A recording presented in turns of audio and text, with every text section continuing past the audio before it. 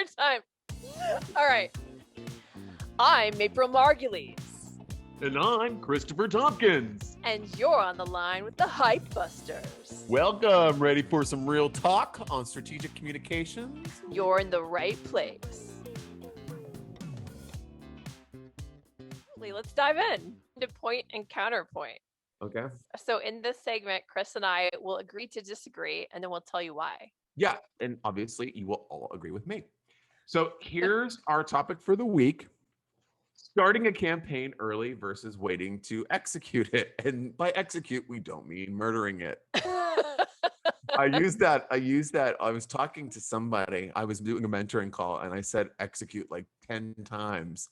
And one of my account managers said, you know what, maybe we should dial back the execution line on these calls. Just with a startup, it can be a little daunting to constantly talk about death. But so starting a campaign early versus waiting. What do you think? I think starting early from a PR perspective is definitely better than waiting. In large part because trying to get to the starting line for most brands takes some time.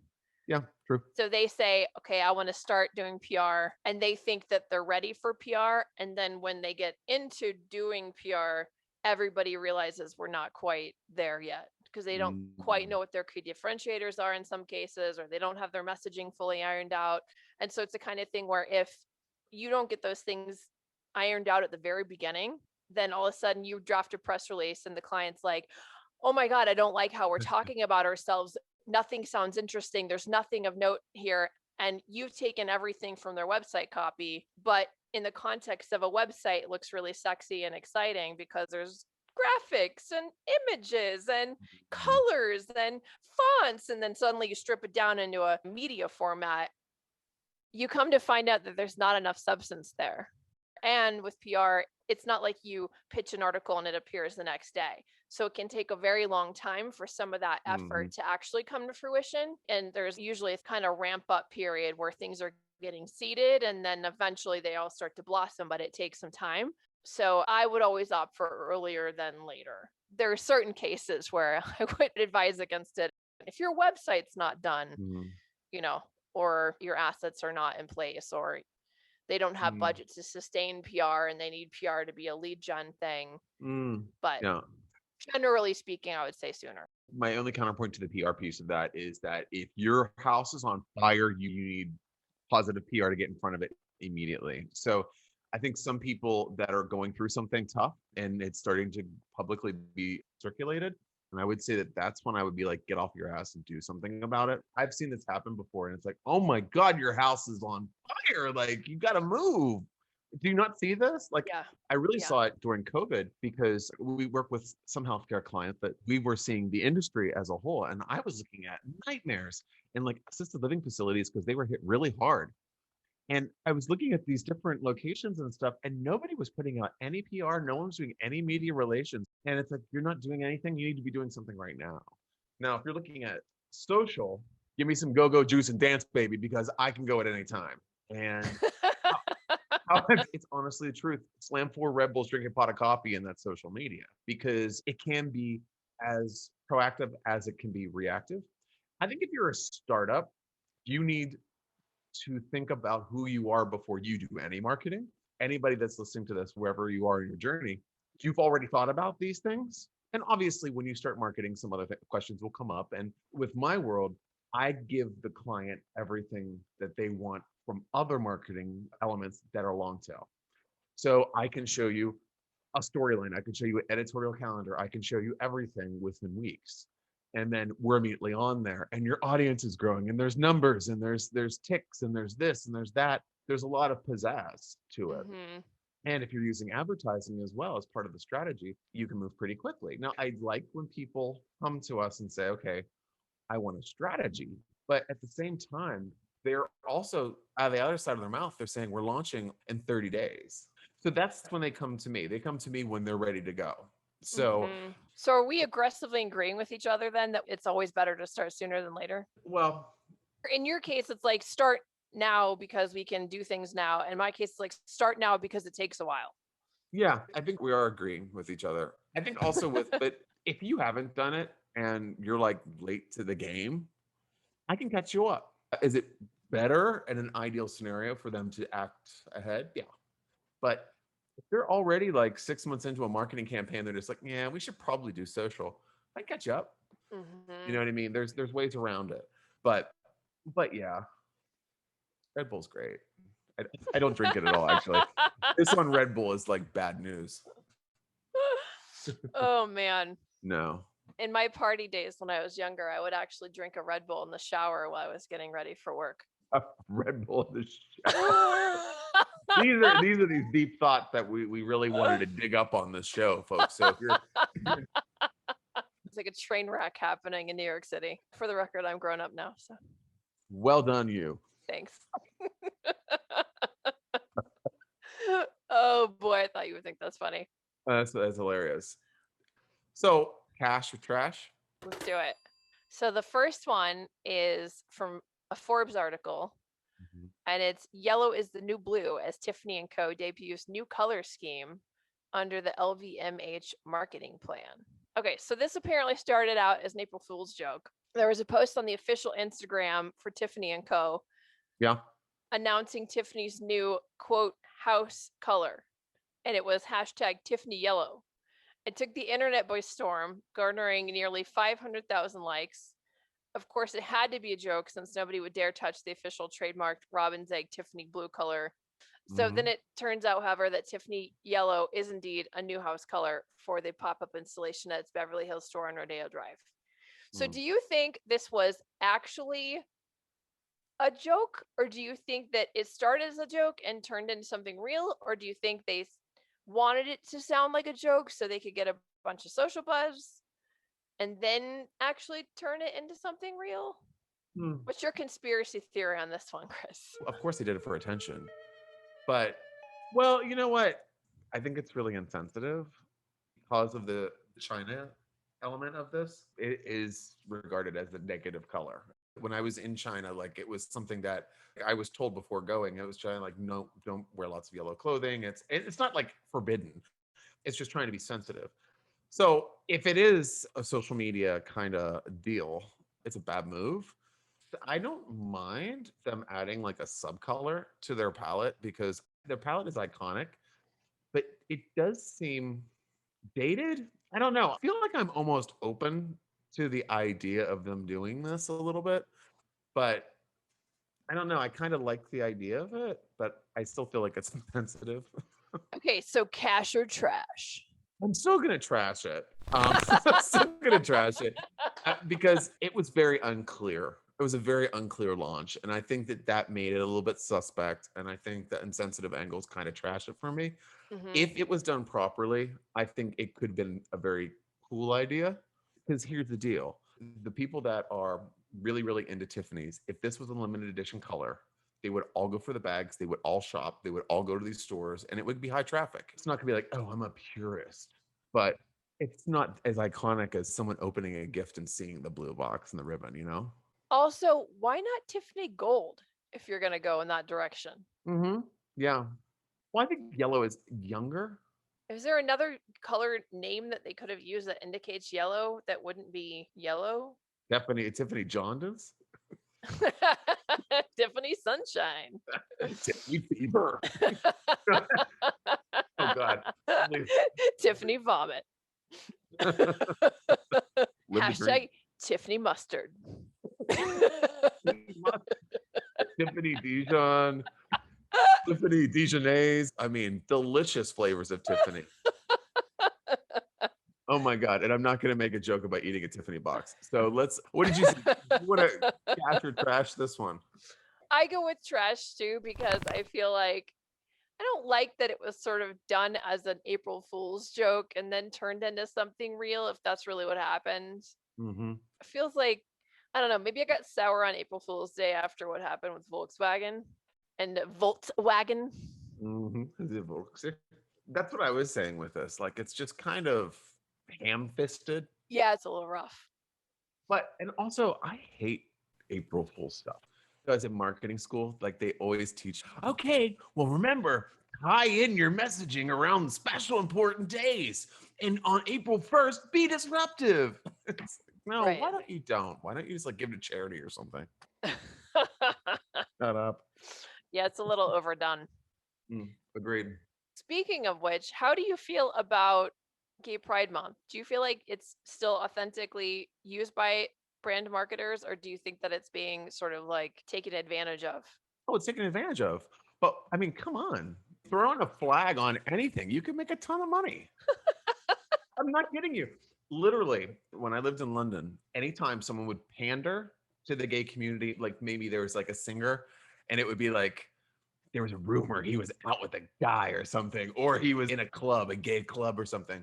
Basically, that singer was trying to get their single on the top 10 because the buying power of the gay community is so strong because they Hmm. don't have, at the time, there wasn't a lot of dependence. So it was called the pink pound, and it was the power of the pink pound that you wanted to get. I still firmly believe that. Now we don't have as much because there's families now, there's Right. kids and everything, but there's two camps on this. There's three actually. There's the whatever. I'm in the whatever. Make money, do whatever you got to do. I don't care. Then there's the people that are like, this is so wrong. Like Safeway. It's like a Right. rainbow flag. Or Yeah, like you're John Deere rainbow flag. right. Like that brand doesn't seem synonymous with what? And then there are the aficionados of gay, and they love it. They want everything rainbow. That's what they like to see. Yeah. They like the flag. They like the culture. Breaking news, all listeners. I do not like rainbows.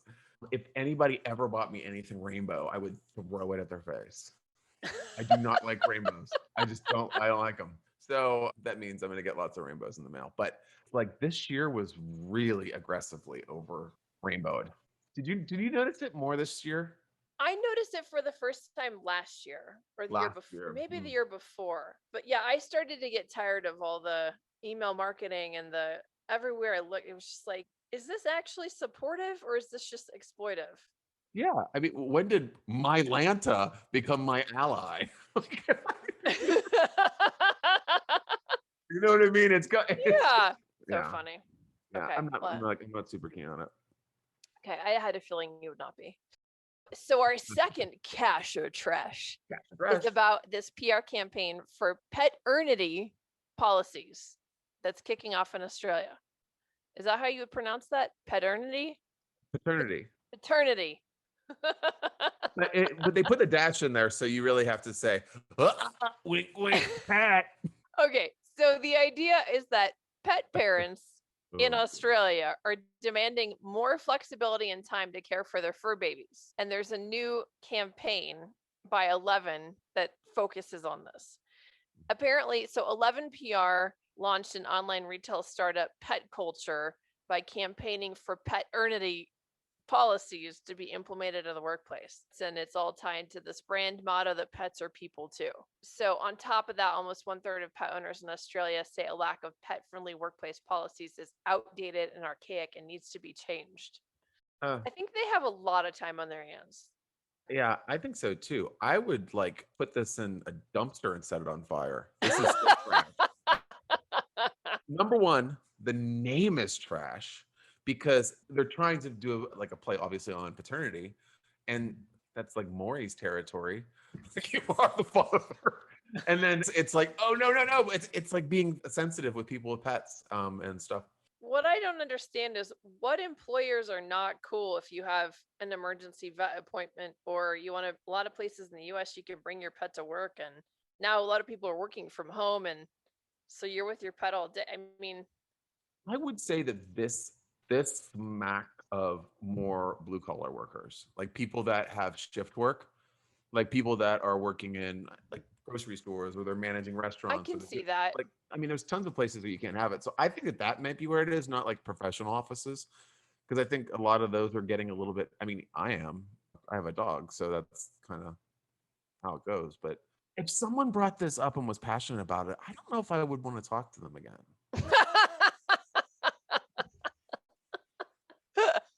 Like, oh, this is the hill you're gonna die on? Okay, Right. cool, Yeah, bro. I'm not going to join that one. Yeah, that's not clutch. So I would definitely say trash. Oh yeah, this is worse than Tiffany's. Okay, shall we move on then? Oh yeah, we shall move. Where are we moving We to? we shall move. We shall move. So moving on to our startup feature of the day. The spotlight of this week is somebody you brought to the table. Oh yeah.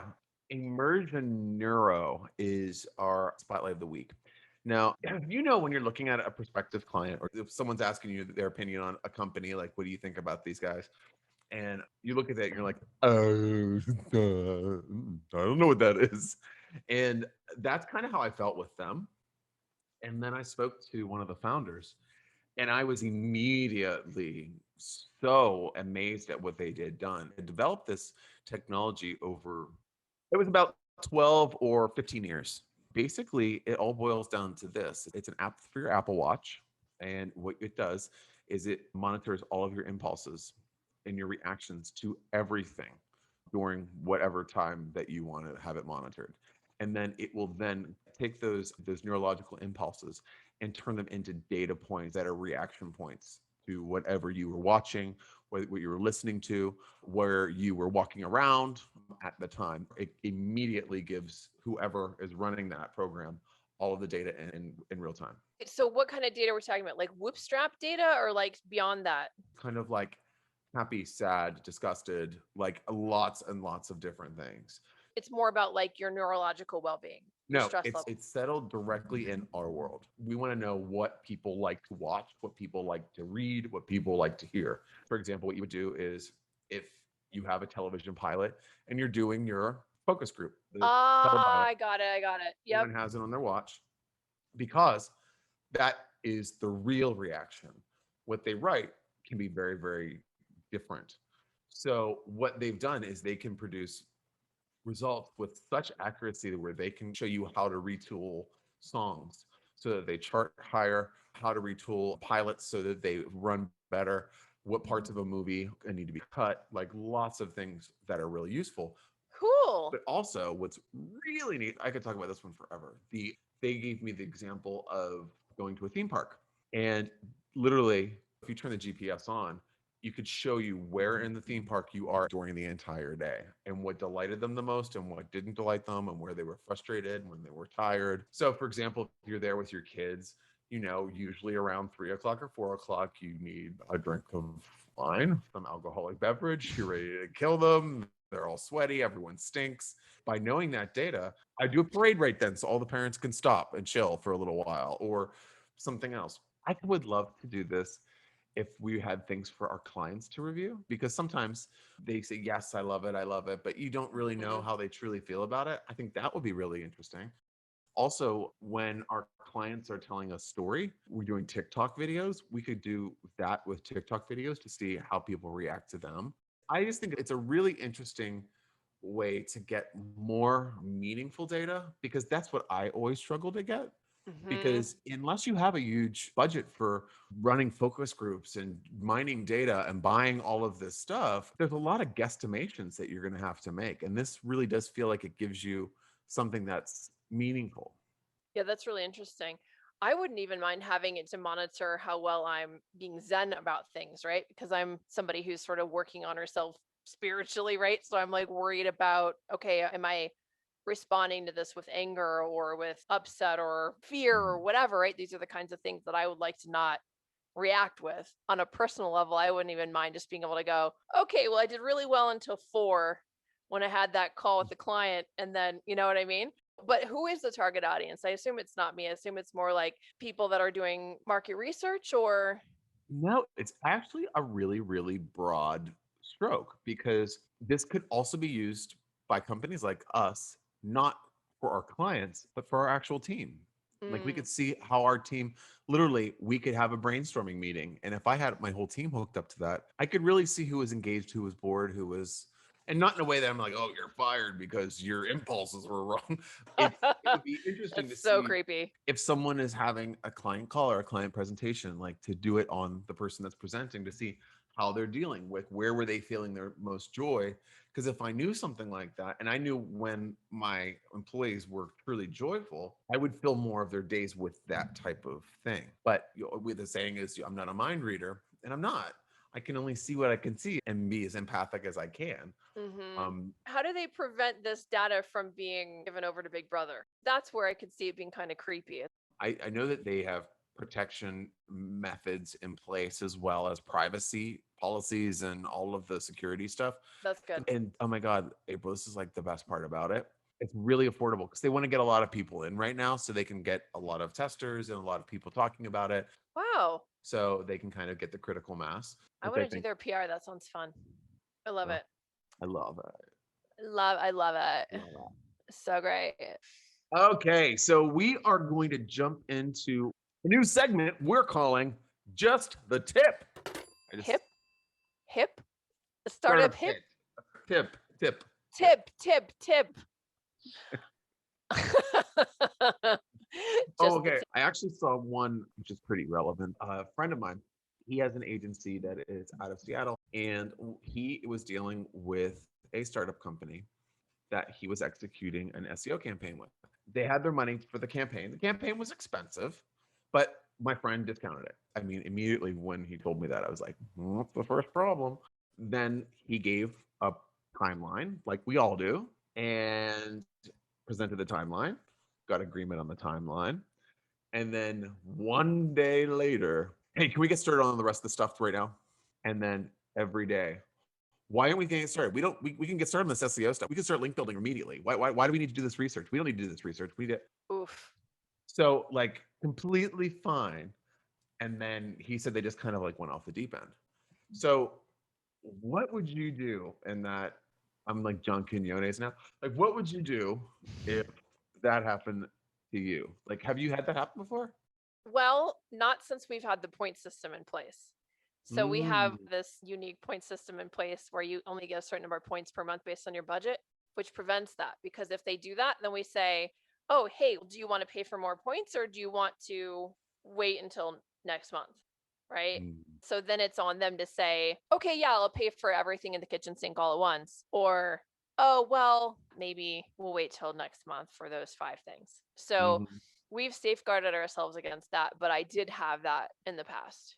And it's still hard too, I think. It's happened to me for sure. And it's kind of, they're eager because they really want to get things done. And I will acquiesce in some way, shape, or form and give them something because I can see that they're passionate and I don't want to reward bad behavior. But I think sometimes your passion in a startup can override your logic. I was like that when I was starting out. But if you're a jerk about it, and I've had people do that in the past, the far past, because I chose not to work with those types of people, but your team can really get upset about it. Mm-hmm. And this is like something for startups. If you are listening to this and you're kind of feeling like you want to move really quickly, you have to collaborate with your team. You can't push them because sometimes what happens is when you're being pushy and you're kind of barking, people start feeling like they're not doing something right, they're forgetting something, and you plant doubt in your team's mind that then renders them not ineffective, but not as effective. Mm-hmm. Because I've seen that, like, we'll do a post-mortem after a client campaign is completed and they move Mm-hmm. on, or we part ways, and I'll see that they were really upset by the client. And I didn't know Right. that. I've seen that too, where suddenly, there was the pushing, and everybody before that was really passionate about doing a good job, really like doing their best, putting their heart into it. And when that thing happens, where that client seems ungrateful or there's like some sort of ingratitude that comes through, even if it's not their intention, I've also seen the team shut down. And then as an agency owner, it's very hard to get them to be motivated again without replacing them. And even with replacing them, you have other problems. So I agree with that. And in general, yeah, you're hiring an agency, but they're an extension of your team. So is that Right. really how you want to manage a person if you were to hire a person? Mm, Why would you abuse an agency if you wouldn't abuse an in-house person, right? And then from a practical standpoint, I mean, the truth is I tell people we have the point system in place because it takes a certain amount of time to do every tactic well and do it professionally to the standard I want to match, because right. you're trying to do too many things, and rather than doing any one thing well, you're doing 8 things kind of not Mm, well, and then everything starts to suffer, the results start to suffer, then the quality suffers. So it doesn't actually serve them to do 2 things at once for a certain amount of budget, because it either makes the team overwork, or it renders them less effective, to your point from before. Yeah, because they're just trying to do too much. it's a shame when it happens. I've started to do this with people that I'm mentoring. I'll say, like, tell me how you're dealing with your suppliers and how are your relationships. And they're just like, oh, they don't get things done on time, and I have to. I'm like, can you share some of your email communications with them? And I will take a look through their email communications, and I'm like, dude, you're a jerk. Have you ever picked up the phone and just called them? And like, well, no, I don't know how to use a phone. Like, no one knows how to use a phone. Like, you know what I'm saying? Like, and it just changes the narrative. That happens on the startup side a lot when you're so stressed with everything that's going around you. You forget that you're in the business of people as well, because it takes a village to raise that. And I know that they have stress from all of their financiers, and they have to prove this and they have to prove that, and they have to vet their vendors really quickly. But all of that doesn't have anything to do with my world, because the agency's world. So you have to understand that they will understand your urgency and they will try to do it within the means. But if they're not doing it, you have to kind of chill out a little bit and trust the process, because maybe they can, but maybe they reduce their rate so that you could come on, and that's what my friend did. Reduce the rate. They came on and they still wanted everything yesterday. And it's like, whoa. So yeah, I think the tip here in this segment, just the tip, is if you are the agency in that, if you are the person that is on the receiving end of that, pick up the phone and call them. That would be my number one tip. If you're the person that is being slightly unreasonable but don't feel like they are, maybe you should do the same. Or get someone that is not a yes person around you to listen to that story. Because I find that a lot with people that are misguided. Their team is misguiding them. So they become, this is the best idea since sliced bread. I don't know why everyone's not falling over trying to do this for me. And it's like, whoa, who said that? My mom. You know what I mean? It's like, obviously mom's going to support you. So that's just the tip with April and Chris. I love it.